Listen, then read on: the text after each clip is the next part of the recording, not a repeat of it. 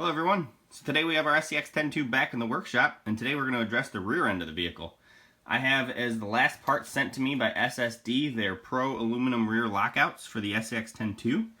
These are pretty nice pieces. I got them in black to help hide them so they blend in with the axle tubes. And they also have some nice provisions for their brass knuckle weights. Because I liked the diff cover and the knuckle weights so much, I went ahead and ordered for myself another set of their brass knuckle weights and another aluminum diff cover in silver to help replace the last little bit of red that we have going on under there.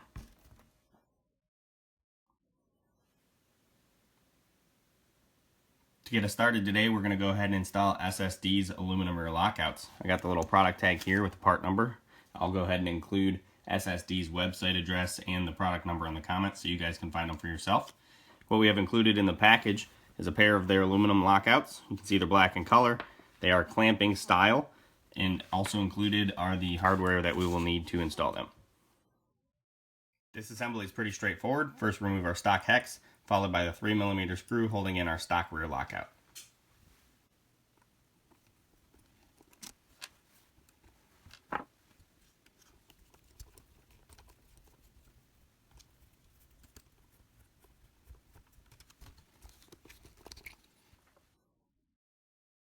Now some of you may notice I have an extra bearing here in my axle. If you don't have that, that's okay. When I built my kit, I had some extra bearings there, wanted the extra support. If you have them laying around, go ahead and throw them in. Axial didn't seem to think we needed them, but I thought it would be a good thing to add. Installation is pretty straightforward. Just reverse the steps taken when we took everything apart. Just taking note that the clamp is on the back side of the axle, and you'll also notice I have some blue Loctite on our 14mm screw to make sure everything stays in place.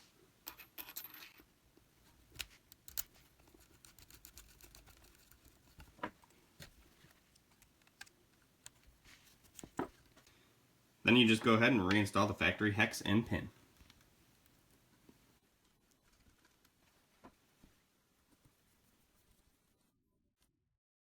Then we just repeat the same steps on the opposite side.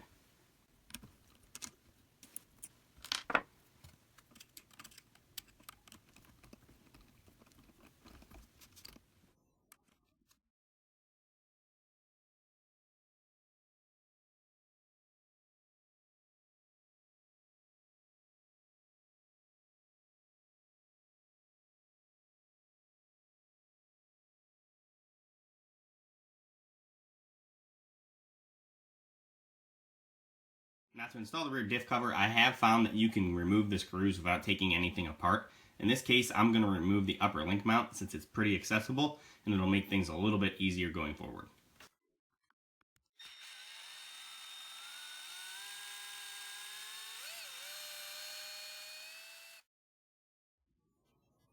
So with that upper link mount removed, you can see I can rotate the axle just a little bit to give us a little more clearance on the top screws here. I'm going to go ahead and remove those 4 screws so we can install our new SSD diff cover.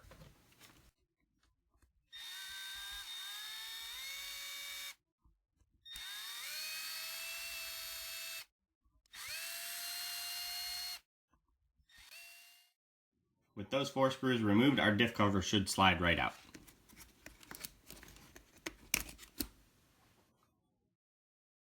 Now that the stock diff cover is removed, we can go ahead and install our SSD piece. You'll see I got mine in silver. I think it shows a little better under the truck. Plus, once you start getting scratches and stuff, it doesn't show. An important note, SSD does include the required hardware to install this. I found the stock pieces on the front to be a little bit too long. And again, you want to make sure you go ahead and put on some blue Loctite to keep that in place.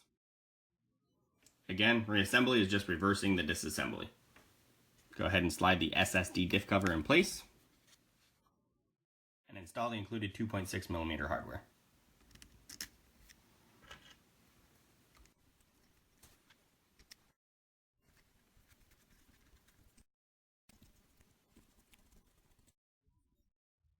And then reinstall our upper link mount.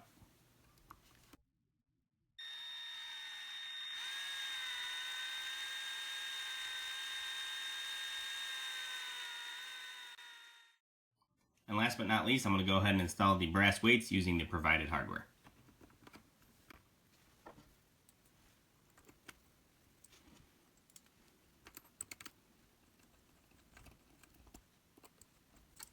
and then go ahead and repeat on the other side. And that completes our installation video for today. You guys have noticed that I installed the brass weights bare.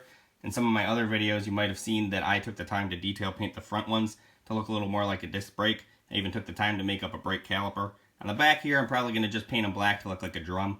If that's something you guys would like to see closer, make sure you let me know in the comments. As always, thanks for watching, and I'll catch you next time.